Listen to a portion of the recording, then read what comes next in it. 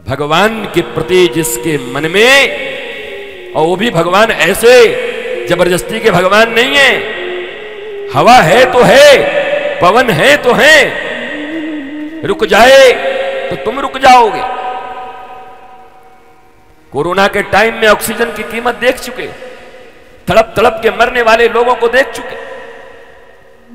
वही ऑक्सीजन जब सिलेंडर में भर करके आया तो बोलना नहीं चाहिए, अंडर हैंड लाखों रुपए में भी बिक गया कहीं कहीं। प्राणों की कीमत है साहब, सिलेंडर मुझे मिल जाए लाखों रुपए भी लोगों ने दे दिए, इतना सा हवा का। और अभी यहां बैठ के हजारों हजार लोग यहां बैठे हुए हैं और दम तक सांस ले रहे हैं।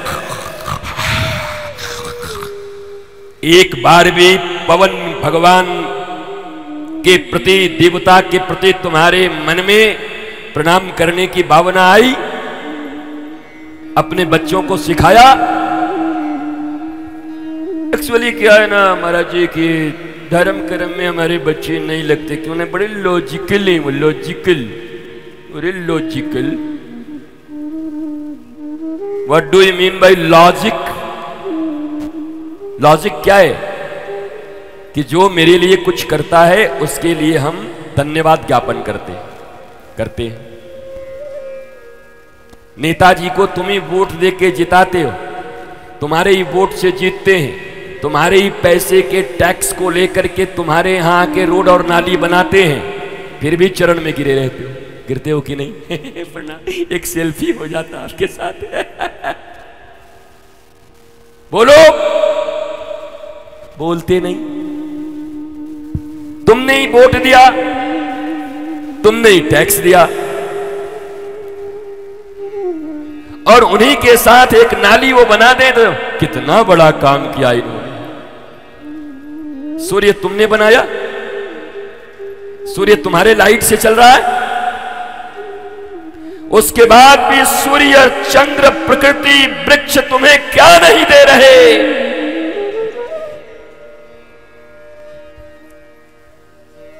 हमारा तो आदत है महाराज जी, हमारे लिए जो करता है हम भी उसी के लिए करते हैं। हाँ, नहीं तो हमारा भाई टाइम पर हमारे लिए काम किया था इसीलिए हम मानते हैं।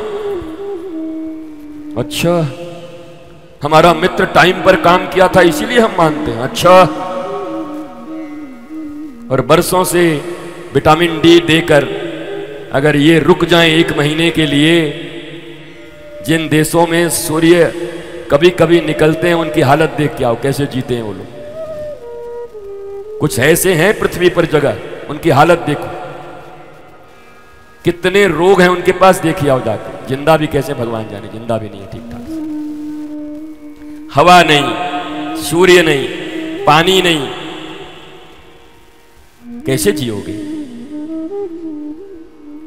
और हमारे शास्त्र में इनको भगवान माना है, ठाकुर जी हैं हमारे, आदित्य नारायण, सूर्य नारायण। अरे भारत का नाम भी तो सूर्य के नाम पर भी है। भा शब्द का अर्थ होता है ज्ञान, भा शब्द का अर्थ होता है सूर्य, सूर्य ज्ञान के प्रतीक हैं। भा माने ज्ञान। ऐसा समाज, ऐसे लोग जो सदा ज्ञान में रत रहते हैं, भा में रत रहने वाले लोगों को भारत कहा गया है। इसी से इसका नाम भारत भी पड़ा है, ये भी भारत नाम पड़ा है, जान लो। तो लॉजिकल है हम। क्या ये लॉजिक नहीं है कि जिस सूर्य ने तुम्हारे पति को जान दिया, तुम्हारे घर वालों को इतना जान दिया, क्या क्या नहीं दे रहे वो? हवा चल रही तो ऑक्सीजन ले रहे हो। उनको अपने बच्चों को भगवान कह के प्रणाम कराने में कहते मेरे बच्चे थोड़े साइंटिफिक हैं, लॉजिकल हैं। तुम्हारे बच्चे तुम्हारे जैसे नंबर 1। अब आगे तुम खुद सोचो, हम काहे व्यासपीठ से बोले? जो जोड़ना है जोड़ लो। लॉजिक ये कि बिना बिल लिए, बिना हमसे कुछ मांगे, अनंत काल से भगवान सूर्य हमारी सेवा कर रहे हैं, चंद्र हमारी सेवा कर रहे हैं, वायु हमारी सेवा कर रही है, वृक्ष हमारे सेवा कर रहे हैं। इस मिट्टी पर थूकते हो, इस पृथ्वी पर गंदगी डालते हो, सीना चीर देते हो पृथ्वी का, उसके बाद भी अन्न निकाल के तुमको खाने के लिए देती है। कर्नाटक के कोलार से सोना निकाल के देती है हमारी भारत माता। धनबाद से कोयले निकाल के तुमको देती है यही पृथ्वी माता तुम्हें। इसलिए हमारे बच्चों को प्रातःकाल कर मध्य कर मूलेतु पढ़ते थे ना, भूल गए? इसको पढ़ने वाले क्या कहते हैं? ये सब आउटडेटेड लोग हैं। अरे आउटडेटेड की खानदान तुम हो, तुम रावण की खानदान हो। जो दे उसी के प्रति तुम कृतज्ञ हो, जो दे उसको तुम धन्यवाद तक नहीं दे सकते, प्रणाम तक नहीं कर सकते। बताओ दुनिया में ऐसे व्यक्ति को कोई पसंद करता है? कोई तुमसे जब कर्ज मांगने आता है तो कितना दांत निकाल के मांगने आता है बस 1 महीने के लिए, उसके बाद तो फिर बेटा दे दो एक बार, उसके बाद तुमको वो बता देगा कि तुम्हारा बाप है कि दादा है। फोन लगाओगे ट्रन ट्रन, पहले तो उठाएगा नहीं, 1 मिनट उठा, हाँ बोलिए, वो ऐसा ऐसा। हर समय फोन मत किया कीजिए, पैसा लिया हूं, कोई आपका गुलाम नहीं हो गया हूं, दे देंगे समय आने पर। अबे अब कब देगा? दे। पैसा उधार में देना मतलब बैठे बैठे दुश्मनी लेना। सुनो भागवत सुनने वालों, भले 2-4 लोगों का मदद रुक जाए तो रुक जाए, पर दुश्मनी लेने को तैयार हो तभी उधार इत्यादि दिया करना, नहीं तो 90% लोग, 90%, अब भारत में ज्यादा है, कम से कम इस मामले में विदेशों में कम है, वो व्यवहारिक बड़े पक्के हैं।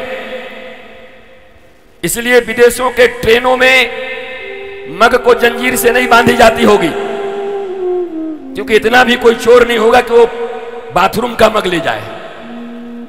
ये अपने ही देश में है भाई। वाह, गर्व है मुझे अपने देश पर, क्या भारत पाया है मैंने। मुंह ऐसा हो गया सबका, ये महाराज जी तो सनातन के विषय में बोलते हैं, भारत के विषय में आज उल्टा कैसे बोल रही है। अभी मैंने तुम्हें कहा कि शास्त्रों ने तो राम और कृष्ण को नहीं छोड़ा, भगवान की हर लीलाओं को लिख दिया। तो मनुष्य को अपनी ऊंचाई और अपनी नीचाई दोनों को जानना चाहिए। मनुष्य को अपने गुण और अवगुण दोनों को जानना चाहिए। केवल गुणों में जो फंसा रहेगा अहंकारी रावण हो जाएगा, अवगुण जानेगा तो भक्त होने का लक्षण मिल जाएगा। मूसम कौन कुटिल खल कामी, जिन तन दियो वा को बिसरानी, ऐसो नमक हरामी। सूरदास, सूरदास कहते हैं कि मैं नमक हराम हूं। बताओ सूरदास नमक हराम है? सूरदास जैसा आदमी पैदा होगा इस पृथ्वी पर? ऐसे महात्मा आएंगे दोबारा? लेकिन वो भी कहते हैं कि मौसम कौन कुटिल खल कामी, जिन तन दियो वाको बिसरानी। हाय हाय मैं ऐसो नमक हरामी, हाय हाय मेरे नसीब में ऐसो माइक आनी। तो अवगुणों की भी चिंतन किया करो, डरा मत करो। तुम्हारे बच्चे में अगर गुण है तो गुण का प्रकाश किया करो। हमारा बच्चा ये। कुछ माताओं की आदत ऐसी हो गई है, बहन आवे, बहनोई आवे, फूफा आवे, जीजा आवे, पड़ोसी आवे, बड़ा 1 नंबर का शैतान है, पढ़ने में मन नहीं लगाता, सामान फेंक देता है। अरे दुश्मन है कि मैया है तू? साइकोलॉजिकली मनोविज्ञान ये कहता है कि अगर प्यार में भी इठला इठला के बार बार अपने ही कोमल मस्तिष्क के बच्चे को शैतान, अपने ही बच्चे को बदमाश, अपने ही बच्चे को नटखट कहोगे तो वो बातें उसके चित्त में घुल जाती हैं, चित्त पे असर डाल देता है। तुम्हारा तो मुंह ऐसा बन गया है, कुछ भी बोलने का बोलती रहती हो। स्टॉप, भारत के भविष्य को मत बिगाड़ो। मां हो इसका मतलब क्या भारत का भविष्य बिगाड़ दोगी? भारत बिगाड़ने का जिम्मा मिला है तुमको। कभी भी अपने बच्चों को किसी भी व्यक्ति आगंतुक के सामने कभी भी बुरा नहीं बोलना चाहिए, कभी भी उनके दुर्गुणों का प्रकाश नहीं करना चाहिए। जानबूझ के इतरा के एक नंबर का शैतान है। बताइए ना, मोबाइल तोड़ दिया एक नंबर का शैतान है। कल चाचा जी आए थे, पत्थर उठा के मार दिया, बेचारे का माथा फूट गया। What is this? Just like stupid people. Valmiki Ramayana में लिखा है, भगवान जब जनक जी के पास पहुंचे तो जनक जी ने अनादर कर दिया भगवान का। छोटे छोटे बच्चे समझ के राजकुमार होंगे, पता नहीं क्या।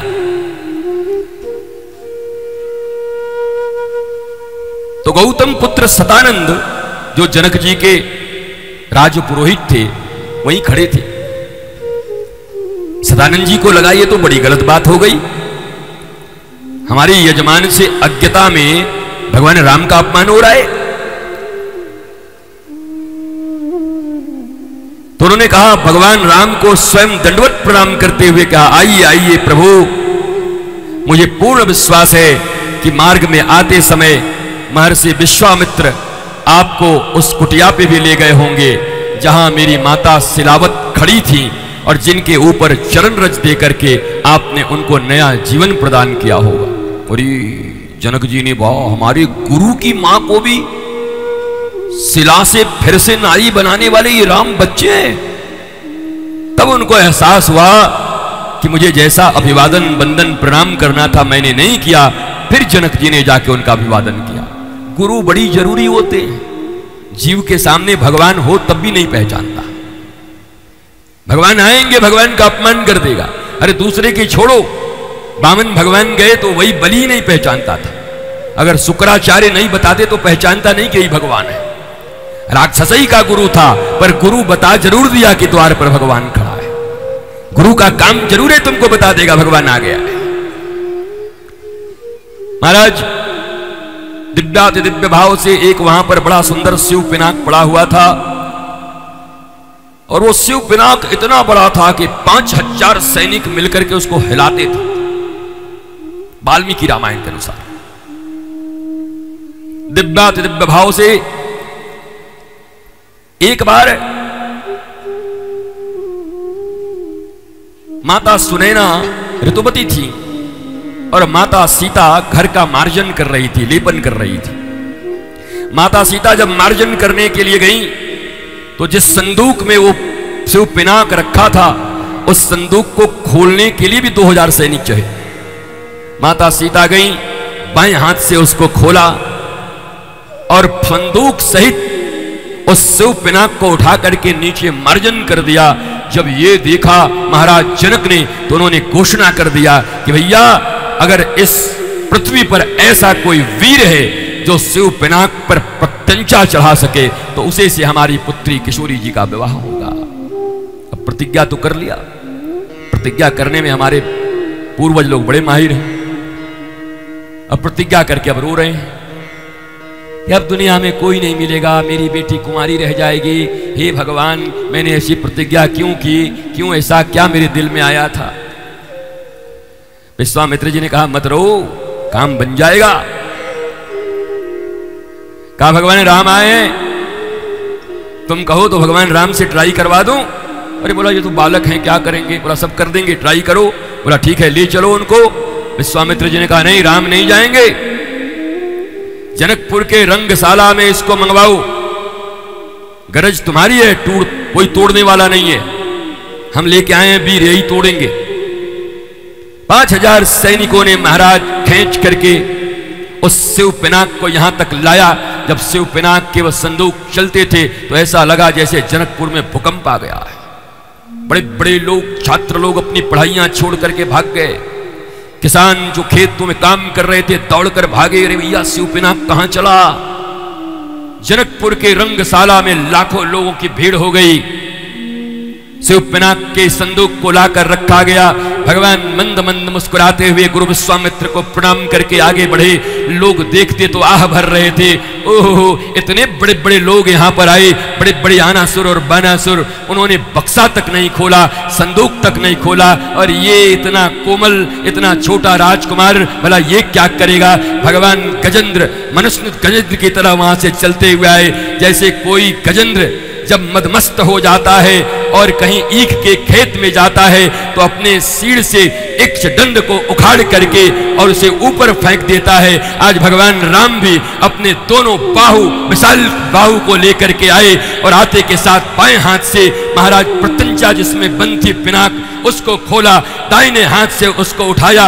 उसी समय गवाक्ष से सीता जी का दर्शन हो गया। सीता जी ऐसी मंद मंद मुस्कुराई। राम जी को प्रेशर कम देना था लेकिन सीता जी के मुस्कुराहट में इतना जोर से प्रेशर दिया कि महाराज शिव पुनः कट कट कट करके कटाक से टूट गया और सारी जनता ताली बजाने लगी। बाबा बोलो राम भगवान की जय। तोड़ दिया भगवान ने। हमारे वृंदावन में तो लोग ये मानते हैं राम जी से नहीं टूटा, किशोरी जी की मुस्कुराहट से टूटा। ठाकुर जी से क्या टूटेगा महाराज?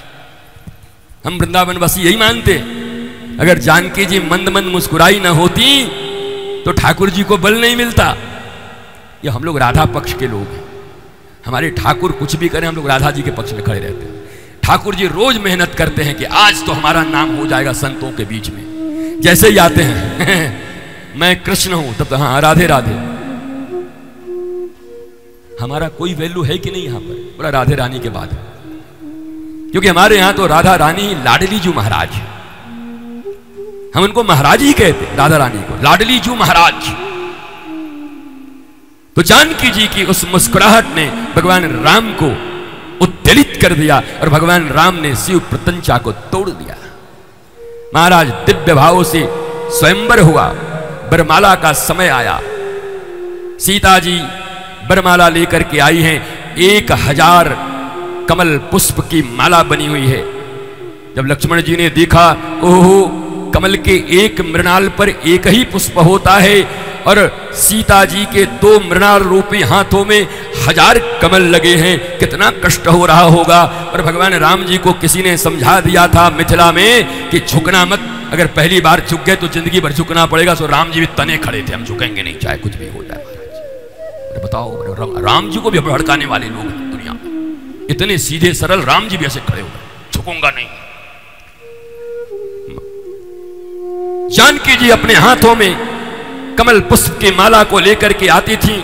उसे देख करके लक्ष्मण जी को बड़ा रोष हुआ। ओहो इतने बड़े इतने भार कमल के मृणाल जैसे हमारी माता सीता के हाथ, इनको इतना कष्ट होगा और भैया भी तने खड़े, कुछ झुकते ही नहीं हैं। इसी में गए दौड़ते हुए लक्ष्मण जी जा करके और चरणों में गिर गए और गिर करके कहा, अरे भैया प्रणाम करता हूं, आज तो हमारे पूर्वज कितने खुश होंगे। राजा महाराज मानधाता दिलीप भगीरथ शिवी अज हरिश्चंद्र आज दिग दिगंत में नाम प्रचार हो गया कि उनके पूर्वजत्व में उनके ही वंश में आए हुए किसी व्यक्ति ने शिव पिनाक को तोड़ दिया। आज उनकी कीर्ति का प्रकाश हो गया। जय हो जय हो। आज दशरथ जी की कीर्ति का प्रकाश हो गया, अज के कीर्ति का प्रकाश हो गया। महाराज जैसे ही लक्ष्मण जी गिरे तो भगवान राम ने सोचा लक्ष्मण को उठाऊं। उठाने के लिए जैसे ही झुका तो भगवान लक्ष्मण ने किशोरी जी को इशारा किया, मुझे क्या देख रही, जल्दी डालो नहीं तो फिर झुकेंगे नहीं। वैसे किशोरी जी ने बरमाला डाल दिया और राम और सीता का विवाह हो गया। महाराज पवित्र विवाह हो गए। बोलो सियावर रामचंद्र भगवान की। अच्छा, माला डालने में सीता जी को मेहनत पड़ रही है, झुकने में राम जी को मेहनत पड़ रहा है, बोलने में हमें मेहनत पड़ रही है और तुमको जय बोलने में भी मेहनत हो रहा है। ठीक से जय भी नहीं बोल रहे। सियावर रामचंद्र भगवान की जय। जय बात बनी महाराज।